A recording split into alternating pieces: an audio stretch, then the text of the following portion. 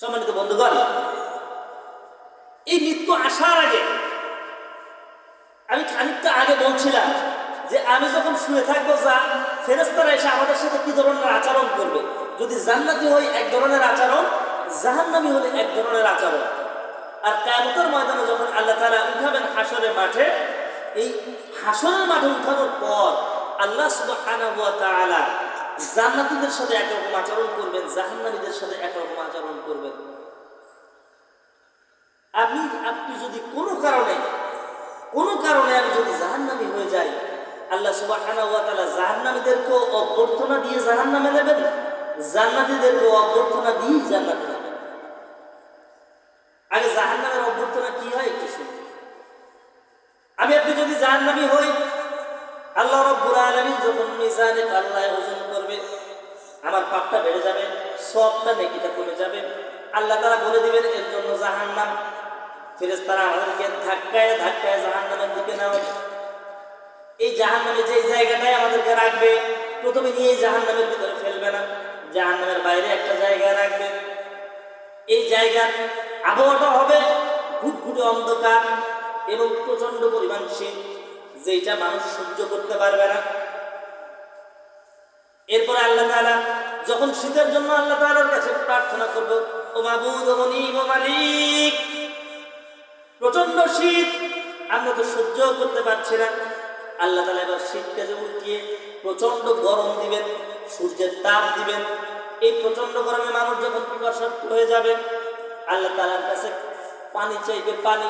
ফেরেশতারা পানির বদলে মানুষের রক্ত পুষগুলো গ্লাসের ভিতরে এনে দিবে।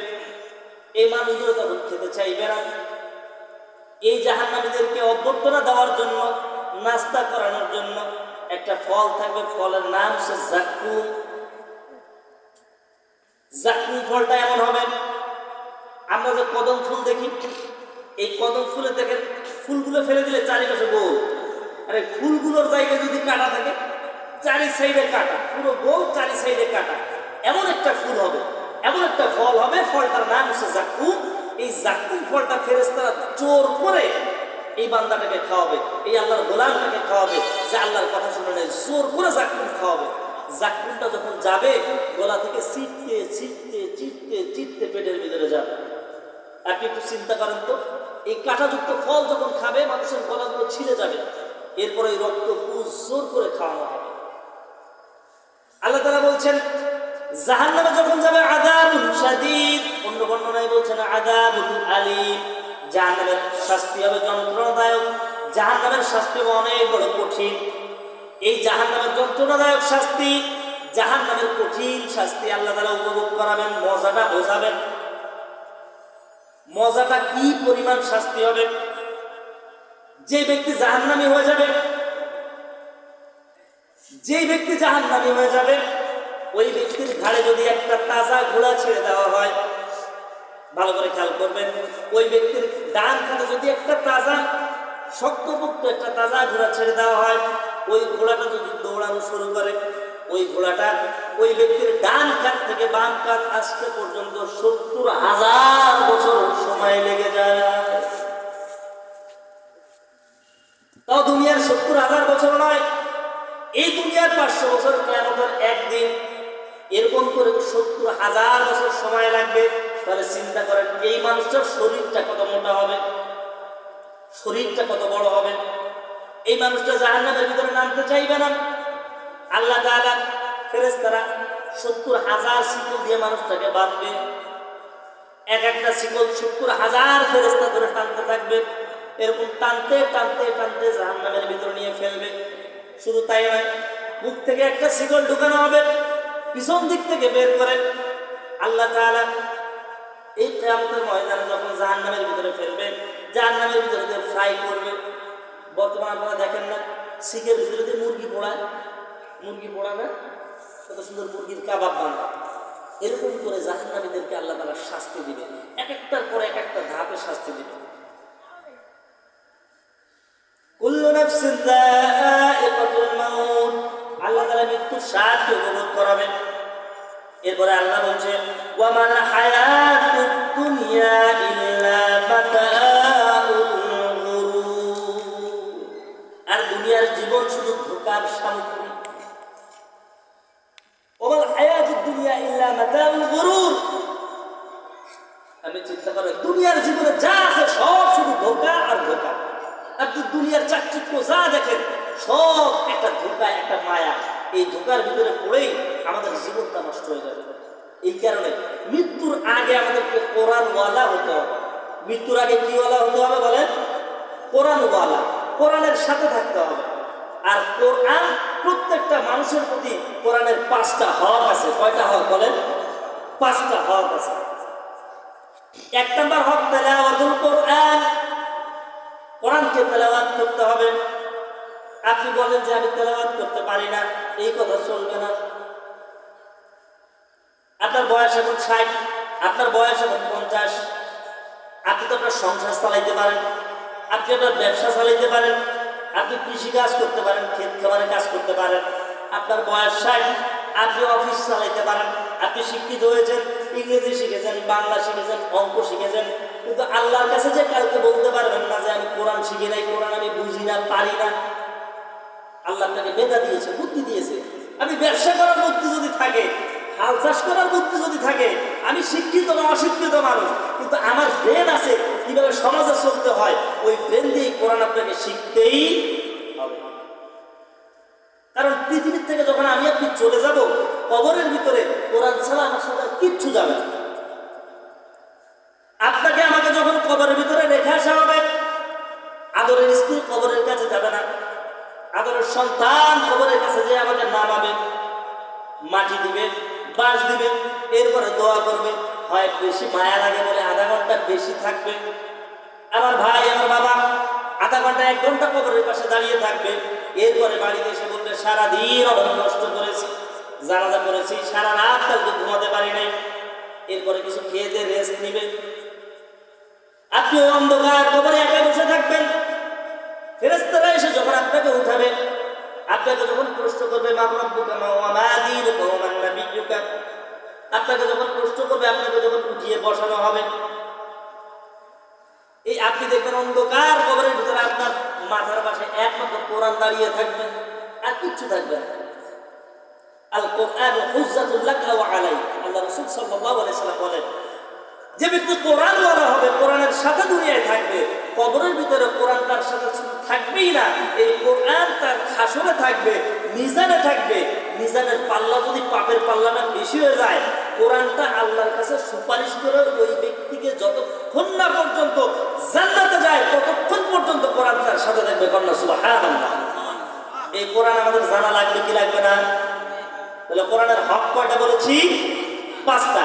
1 নম্বর হক কি? তেলাওয়াতুল কোরআন। কোরআন তেলাওয়াত করা লাগবে। শুধু বাড়ির মুরব্বী বাপ যে আছে সে তেলাওয়াত করলে হবে, ছোটদের তেলাওয়াত করা লাগবে না, নাকি? তো মুরব্বী মা যে আছে, তুমি মহিলা, সকালবেলা বসে দাঁড়াতে দেবেন, তুমি একা কোরআন তেলাওয়াত করো। আমার বউ এমন বুড়া হয়নি, জীবন মানুষ তো বউর সময় নেই, তাই তো? পরিবারের যত মানুষ আছে প্রত্যেককে কোরআন তেলাওয়াত শিখতেই হবে, কোনো সুযোগ নাই। তাহলে কোরআন প্রত্যেকটা মানুষের প্রতি হক রাখে 5টা। 1 নম্বর হক তেলাওয়াতুল কোরআন, কোরআনকে আপনার তেলাওয়াত করতে হবে। 2 নম্বর হক হচ্ছে ফাহমুল কোরআন, কোরআনকে আপনার বুঝতে হবে। কোরআনকে বুঝতে হবে। পৃথিবীর ব্যবসা বাণিজ্য সব আপনি বোঝেন, আর কোরআনের কথা যখন বলা হয় যে হুজুররা হুজুর এক কথা বলে, আমি কোন দিকে যাবো ভাই, আমি ওর ভিতরেই না। কোরআনটাকে আপনাকে বুঝতেই হবে। আপনি দুনিয়ার ব্যবসা বাণিজ্য যদি বোঝেন, তাহলে কোরআনটাও আপনি বুঝবেন। 2 নম্বর কথা হচ্ছে ফাহমুল কোরআন, কোরআনটা বুঝতে হবে। 3 নম্বর কথা হচ্ছে ফিকরুল কোরআন, কোরআনটা নিয়ে আপনাকে গবেষণা করতে হবে। এই দিকে সাধারণ জনগণের একটু ছাড় আছে, যে গবেষণা কম করলেও চলবে, 1 শ্রেণীর আলেম ওলামা এরা কোরআন নিয়ে গবেষণা করবে। আপনারা কোরআনটা গবেষণা না করলে কোরআনটা বুঝতে হবে। 4 নম্বর কাজ হচ্ছে আমালুল কোরআন, যেই কোরআনটা আপনি তেলাওয়াত করলেন, যেই কোরআনটা আপনি পড়লাম, যেই কোরআনটা বুঝলাম, ওই কোরআন অনুযায়ী এবার আমল করতে হবে। ওই কোরআন অনুযায়ী কি করতে হবে? আমল করতে হবে। তাহলে কোরআন তেলাওয়াত করতে হবে, আর কোরআনটা বুঝতে হবে, কোরআন নিয়ে গবেষণা করতে হবে, কোরআন আমল করতে হবে। আর কোরআনের মর্মর্থ 5 নম্বর, কোরআনের মর্মর্থ অনুধাবন করে জিন্দগি চালাতে হবে। কোরআনের মর্মর্থ অনুধাবন করে জিন্দগি চালাতে হবে। এই 5টি হক প্রত্যেকটা মুমিনের উপরে কোরআনের আছে। আপনি কোরআন বোঝেন নাই, আপনি কোরআন তেলাওয়াত করি শুধুমাত্র রমজান মাসে, লাইলাতুল কদর আসলে হুজুরকে বলি, হুজুর একটা কদম দিয়েছি, 2টা কদম দিয়েছি, 3টা কদম দিয়েছি, দোয়া করেন। আপনি বুঝি কোরআন বুঝি কোরআন বুঝি শুধুমাত্র তেলাওয়াত করার জিনিস, এই কারণে শুধু কোরআন তেলাওয়াত করি। আবার কারের সাথে যদি কোরআন তেলাওয়াত করে আমরা খুব খুশি হই। অনেক সুরের কণ্ঠ, অনেক সুন্দর মধুর সুরে তেলাওয়াত করে আমাকে শোনাইছে, এই জন্য আমি খুব ভালোবাসি, কোরআনটা শোনাইছে। কিন্তু এই কোরআন অনুযায়ী যখন কথা বলা হয়, এই কোরআনের ব্যাখ্যা যখন কোনো মুফাসসির করে, ওই কোরআনের ব্যাখ্যা যখন কোনো মুহাদ্দিস করে, ওই কোরআনের ব্যাখ্যা যখন কোনো আলেম করে, তখন আমার আবার কপালটা পুড়ে যায়। কেন জানেন? আল্লাহ তাআলা বলছেন, وَقَالَ الَّذِينَ كَفَرُوا لَا تَسْمَعُوا لِهَذَا الْقُرْآنِ وَالْغَوْا فِيهِ لَعَلَّكُمْ تَغْلِبُونَ।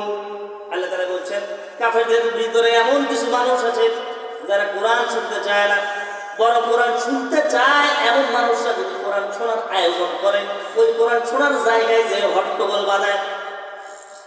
এটা আবু জাহেলের চরিত্র, আবু লাহাবের চরিত্র, উতবার চরিত্র, সাইবার চরিত্র।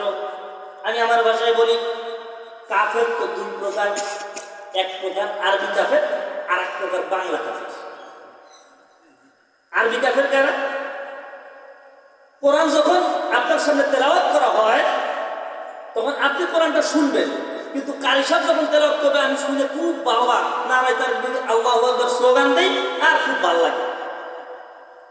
যখন মক্কার যুগে আল্লাহ রাসূল সাল্লাল্লাহু আলাইহি ওয়াসাল্লাম কোরআন তেলাওয়াত করতো, কারণ ওদের মাতৃভাষা আরবি, ওরা সাথে সাথে বুঝে ফেলেই আল্লাহ রাসূলের বিরোধিতা করত, সাথে সাথে বিরোধিতা করত। এই কারণে বলি ওদেরকে আরবি কাফের। আর আমাদের বাংলাদেশের মানুষ কোরআনের অর্থ তো বুঝি না, এই কারণে যখন কারি সাহেবরা তেলাওয়াত করে, তখন আমি শুনে আল্লাহু আকবার খুব সুন্দর ধ্বনি দেই, হুজুর খুব সুন্দর তেলাওয়াত করছে, হুজুর কি কণ্ঠ, ইমাম সাহেব কি কণ্ঠ, তেলাওয়াতটা করছে, অন্তরটা জুড়াই যায়। এই ইমাম সাহেব যখন জুমার মেম্বারে উঠে যেই আয়াত তেলাওয়াত করছে, ওই আয়াতের তেলাওয়াতটা করতে যে যখন বলে আহাল্লাহুল বাঈ ওয়া হারামার রিবা, হালাল পন্থায় ব্যবসা করো, সুদ খাওয়া যাবে না, এবার যারা সুদ খেতে হবে, ইমাম সাহেব খালি সুদের বিরুদ্ধে আলোচনা করে। এর ইমাম সাহেবের কথা আলোচনা করবে, নামাজ রোজা কত কিছু আছে, তা দিয়ে সুদের কথা কয়, ঘুষের কথা কয়, মানুষের হক নষ্ট করা যাবে না, বিরোধিতা শুরু করছে কি করে নাই। তারপরে এতক্ষণ ওরা আরবি বোঝে না, এই জন্য প্রশংসা করছে। যেই ওই আয়াতের ব্যাখ্যা করা হয়েছে, এবার বাংলা বুঝেছে, এই জন্য আমি বলি এবার হলো বাংলা কাফের। আবু জাহেল উদ্দেশ্য আল্লাহ তাআলা বলছে, وَقَالَ الَّذِينَ كَفَرُوا لَا تَسْمَعُوا لِهَذَا الْقُرْآنِ وَالْغَوْا فِيهِ لَعَلَّكُمْ تَغْلِبُونَ। ওই মানুষগুলো আবু জাহেল, আবু লাহাব, উতবা, সাইবা আল্লাহ রাসূল সাল্লাল্লাহু আলাইহি ওয়াসাল্লামের কোরআন তেলাওয়াত শুনতে বাধা দিত। কোরআন যখন তেলাওয়াত করা হতো, তখন ওখানে যে বাধা দিত, কোরআন তেলাওয়াত শুনতে দিত না, বরং যারা শুনতে চায় সেই জায়গা পরিবেশ এমনভাবে নষ্ট করতো যাতে তারা আর কোরআন না শোনে, তারা কোরআন না শুনতে পারে। এই অভ্যাস আমাদের ভিতরেও কিছু মানুষের আছে। শুধু তাই নয়, কিয়ামত পর্যন্ত এই আবু জাহেলের উত্তরসূরিরা থাকবে, কিয়ামত পর্যন্ত থাকবে। এই কারণে কোরআন ওয়ালা মানুষ হতে হবে, কোরআন তেলাওয়াত করতে হবে, কোরআন বুঝতে হবে, আর কোরআন অনুযায়ী আমল করতে হবে। আপনি যদি কোরআন অনুযায়ী আমল না করে মারা যায়, তো আমার আপনার অবস্থা খুব খারাপ, আমার আপনার অবস্থা খুব খারাপ, খুব শোচনীয় হয়ে যাবে। কারণ এই দুনিয়ার ভিতরে যা চাকচিক্য আছে, দুনিয়ার ভিতরে সবচেয়ে লোভনীয় চাকচিক্য করে দুনিয়াটাকে আমাদের সামনে উপস্থাপন করা হয়েছে। 1 নম্বর সবচেয়ে চাকচিক্যের বিষয় হচ্ছে টাকা পয়সা, 2 নম্বর নারী। এই টাকা পয়সা আর নারী বর্তমানে আমাদের মা বোনদেরকে আমাদের বিরুদ্ধে লাগানো হচ্ছে পণ্য হিসেবে। পণ্য, বাজার থেকে আমরা পণ্য কিনি না, আলু, পটল, পেঁয়াজ 10 টাকা দিলে পাওয়া যায়। দেখবেন একটা ডিপ ফ্রিজ বিক্রি করবে, ডিপ ফ্রিজের অ্যাড, এই অ্যাডের সাথে একটা নারীর সাথে ডিপ ফ্রিজের সম্পর্ক কি? একটা ট্রাঙ্ক বিক্রি করবে, ট্রাঙ্কের সাথে একটা নারীর ছবি। একটা পেস্ট বিক্রি করবে, পেস্টের সাথে নারীর ছবি। সম্পর্ক কি? কোনো সম্পর্ক নেই। এগুলো দিয়ে আমাদের নারীকে, আমাদের সমাজটাকে ধ্বংস করা হচ্ছে। কেমন পরিকল্পিতভাবে এটা চিন্তা করে আমাদের বাংলাদেশের মানুষ পরিকল্পনা করে। অত বুদ্ধি আমাদের, অত বুদ্ধি যদি আমাদের থাকতো না নিজের খেয়ে নিজের ঘরে আগুন দিতাম না। এগুলো আন্তর্জাতিক ইন্টারন্যাশনাল লেভেলের চক্রান্ত। আমরা মুসলিম তাই আমাদের জন্য। আমরা যদি মুসলমানের ঘরে জন্মগ্রহণ না করতাম, বাংলাদেশে যদি মুসলমানের সংখ্যা বেশি না হতো, তাহলে ওদের আমাদের নিয়ে এত বেশি মাথা ব্যথা হতো। আমরা মুসলিম তাই আমাদের নিয়ে আন্তর্জাতিক মহলে ষড়যন্ত্র হয় যে আমাদের ইমানটাকে কিভাবে সরিয়ে দেওয়া যায়, ইমানটাকে কিভাবে হারানো যায়, আমাদের মা বোনদেরকে কিভাবে ঘরের বাইরে আনা যায়। বরঞ্চ একটা নারী যদি জাহান্নামে যায় 4 জন পুরুষ দায়ী। একটা নারী যদি জাহান্নামে যায়, 1 নম্বর নারী যখন জন্মগ্রহণ করে তার বাবার আন্ডারে থাকে। এই মেয়েটা যখন আস্তে আস্তে বড় হলো, 5 বছর 6 বছর বাবার দায়িত্ব ছিল এই মেয়েটাকে কোরআন শেখানো, বাবার দায়িত্ব ছিল এই মেয়েটাকে হাদিস শেখানো, ইসলামের শিক্ষা দেওয়া। ইসলামের প্রাথমিক শিক্ষা দেওয়ার পরে এই বাবা এবার তাকে স্কুলে পড়াক, মাদ্রাসায় পড়াক, কোনো সমস্যা নেই। তবে স্কুলে যখন বয়স যখন তার 12 হলো, তাকে বলা উচিত ছিল, মা এখন থেকে তোমার পর্দা করতে হবে, তোমার চুলটা পরপুরুষ দেখতে পারবে না, তোমার চেহারাটা 12 জন মাহারাম আছে এর বাইরে কেউ দেখতে পারবে না, 14 জন মাহারাম পুরুষ আছে এর বাইরে কেউ দেখতে পারবে না। এই আদলে আমার মেয়েদেরকে বড় করে দরকার ছিল। কিন্তু আমার মেয়ে স্কুলে গিয়েছে পর্দা ছাড়া। আমার মেয়ে স্কুলের ফাংশনে নাচের প্রোগ্রামে অ্যাটেন্ড করেছে পর্দা ছাড়া। আমি আমার বাবা হয়ে পাশে দেখেছি আর তালি মেরে বলছি, দেখ আমার মেয়ে কত সুন্দর নাচে, আমার মেয়েটা কত সুন্দর ড্যান্স দেয়। আমি বলছি আরো যুবক ছেলেরা দেখেছি। এই মেয়েটা যখন জাহান্নামে যাবে, কিয়ামতের ময়দানে আপনি হাজী সাহেব, আপনি হজ করে এসছেন, আপনি যাকাত দিয়েছেন, আপনি 5 ওয়াক্ত নামাজ পড়েন, আপনি মসজিদের সভাপতি, যাই হন না কেন, কিয়ামতের ময়দানে আপনার জন্য জান্নাত লেখা হয়ে যাবে যে অমুক জান্নাতি। কিন্তু আপনি যখন জান্নাতে যাবেন, আপনার মেয়েটা জাহান্নামে, তখন ওই মেয়েটা আপনার নামে মামলা করে বলবে, আল্লাহ আমারে জাহান্নামে পাঠানো, ওই যে আমার আব্বা যায়, আমার আব্বা কি জান্নাতে যায়, আমার যদি বাম দিকে পাঠান আর বাপরে যদি ডান দিকে পাঠান। বলবা ও তো নামাজ পড়তো, 5 ওয়াক্ত নামাজ পড়তো, রোজা রাখতো, হজ করতো, যাকাত দিত, সব ঠিক আছে, ওর আমলময় কোনো সমস্যা নেই।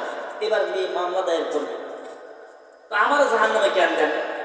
আমি যখন আমার বাবার আন্ডারে ছিলাম, আমি যখন ছোট ছিলাম, আমার বাবা আমাকে কোরআন শেখায় নাই। আমি যখন বাইরে আড্ডা মারতে গেছি, আমার কোনোদিন নিষেধ করে নাই। আমি যখন বলেছি আমাকে এরকম একটা বাজে ড্রেস কিনে দিতে হবে, আমার বাপ 1000 লাগলে ওই জায়গায় 5000 টাকা খরচ করছে। আমার বাপ তো আমাকে শিখায় নাই। আপনার নামে মামলা করবে, আপনি নামাজি হওয়ার পরেও জাহান্নামে হবে, আপনার জন্য জান্নাত বরাদ্দ হওয়ার পরেও জাহান্নামে হবে। 1 নম্বর পুরুষ গেল। 2 নম্বর, এই মেয়েটা যখন আস্তে আস্তে বড় হয়, বড় হওয়ার পরে এই মেয়েটা কারোর বউ হয়, আপনি বিয়ে দেন, বিয়ে দিলে স্বামীর আন্ডারে থাকে, এখন আর বাপের কোনো দায়িত্ব নাই। বিয়ে দেওয়ার পরে দায়িত্ব কার? স্বামী। মনে করেন আপনি পর্দা টর্দা করাইছেন, সব কিছু ঠিক আছে। এবার স্বামীর কাছে যখন গেছে, স্বামী চিন্তা করছে, আমার বউ ঘরের ভিতরে পর্দা করে যদি থাকে, তাহলে আমার ভাইরা এসে আমার বউর মুখটা একটু দেখতে পারবে না, আমার পাড়া প্রতিবেশী একটু দেখতে পারলো না, দেখে একটু বলে গেল না যে তোর বউটা হয়েছে মাশাআল্লাহ একের বউ, পুরো বাড়ির মধ্যে সেরা বউ, তোর বউর মতো দেখতি। আমার দাদারা কালকে আমরা বলবে, ওরে বাপরে বাপ বিয়েটা করছিস, বংশের সেরা বউ। মানে আমার বউ দেখে সবাই যদি প্রশংসা না করে, তা কি বিয়ে করবে? মানুষের টেন্ডেন্সি থাকে এইটা, বাস্তব কথা বলছি। বিয়ের সময় মানুষের টেন্ডেন্সি থাকে এইটা যে আমি এমন বউ আনবো যাতে দেখে গ্রামের 5 গ্রামের লোক বলে যে বউ যা আনছিস মাশাআল্লাহ। আচ্ছা বলেন তো, আমার বউ দেখে তারা যে মাশাআল্লাহ বলতেছে, আমার বউর চেহারা দেখতেছে, আমার বউর বডি ফিগার দেখতেছে, সব কিছু দেখে আমার বউর প্রশংসা করতেছে, এটা আমার স্বভাবস্য। আমার বউ তো দেখার জন্য আমার জন্য জায়েজ, আর কারোর জন্য তো জায়েজ না। এই মেয়েটাকে পর্দার ভিতরে রাখা, এই মেয়েটাকে পর্দার ভিতরে রেখে লালন পালন করার দায়িত্ব কার ছিল? আমার। তাহলে আমি আমার বউটাকে পর্দার ভিতরে রাখতে পারি নাই, অথচ আমি নামাজ পড়ি, অথচ আমি রোজা রাখি, অথচ আমি যাকাত দেই, হজ করে কিয়ামতের ময়দানে আমি যখন জান্নাতে চলে যাব, আমার বউ আমার বিরুদ্ধে মামলা করে বলবে, আমাকে কোনোদিন নামাজের কথা বলে নাই, আমাকে কোনোদিন পর্দার কথা বলে নাই, আমাকে কোনোদিন বলে নাই যে দেবরের সামনে পর্দা করা লাগে, আমাকে কোনোদিন বলে নাই স্বাস্থ্য ভাইদের সাথে পর্দা করা লাগে, খালাতো ভাই বোনদের ভাইদের সামনে পর্দা করা লাগে, এগুলো আমাদেরকে শিখায় নাই। আল্লাহ তাআলা আমার স্বামী যে জান্নাতে যায়, আমি যে জাহান্নামে যাই, আমি কেন যাব? আপনার জান্নাতটা কেটে দিয়ে আল্লাহ তাআলা আপনাকে জাহান্নামে দিবেন। এবারে চিন্তা করেন, বড় ভাই, বাড়িতে বড় ভাই আছে, বড় ভাই থাকে, এই ভাইয়ের আন্ডারে যদি কোনো মেয়ে থাকে, বোন থাকে, মা থাকে, যে পরিবারে বাবা নাই, ভাইরাই তো তখন কি পরিবারের কর্তা পরিবারটা পরিচালনা করে। এই পরিবারের মা, এই পরিবারের বোন, এই বোনটা যদি বেপর্দা হয়, এই মাটা যদি বেপর্দা হয়, মা পর্দা করে না, এই ছেলেটা কিয়ামতের ময়দানে এই মাটাকে পর্দা না করানোর জন্য, বোনটা পর্দা না করার জন্য ফেসে যাবে। ভাই জান্নাত আল্লাহ তাআলা অনেক সুন্দর করে সাজিয়েছেন, সোনা দিয়ে সাজিয়েছেন, রূপা দিয়ে সাজিয়েছেন। আপনার কোরআন তেলাওয়াত করেন, আপনি কোরআন মুখস্থ করবেন, কোরআনের হক আপনি কোরআন মুখস্থ করবেন, আপনার যত আয়াত মুখস্থ থাকবে কিয়ামতের ময়দানে আল্লাহ তাআলা আপনাকে ওই পরিমাণ তালা বিশিষ্ট জান্নাত আপনাকে গিফট করবে। সুবহানাল্লাহ। আপনার আয়াত যদি 10টা মুখস্থ থাকে 10 তালা বিশিষ্ট জান্নাত, আপনার আয়াত যদি 100 থাকে 100 তালা বিশিষ্ট, আপনার আয়াত যদি 1000 মুখস্থ থাকে 1000 তালা বিশিষ্ট জান্নাত। এই কারণে হাফেজদের মর্যাদা বেশি। হাফেজরা যদি ওইরকম আয়াত সব মুখস্থ, ওদেরকে ওই লেভেলের আপনার জান্নাত দেওয়া হবে। তার মানে 5 স্টার 3 স্টার কোন ধরনের স্টারের তারকা হোটেল আছে না? তো আপনি যত কোরআন বেশি মুখস্থ করবেন, কোরআন যত বেশি মানবেন, আপনার মর্যাদা জান্নাতের ভিতরে তত বেশি উপরে হবে। তাহলে আপনি যে আপনার মাকে, ওই সন্তান যে তার মাকে, বোনকে কোনো কিছু শিখাতে পারলো না, কিয়ামতের ময়দানে ওই সন্তানটা তার মায়ের জন্য, ওই সন্তানটা তার বোনের জন্য জান্নাতে যেতে পারবে না, জাহান্নামে যাবে।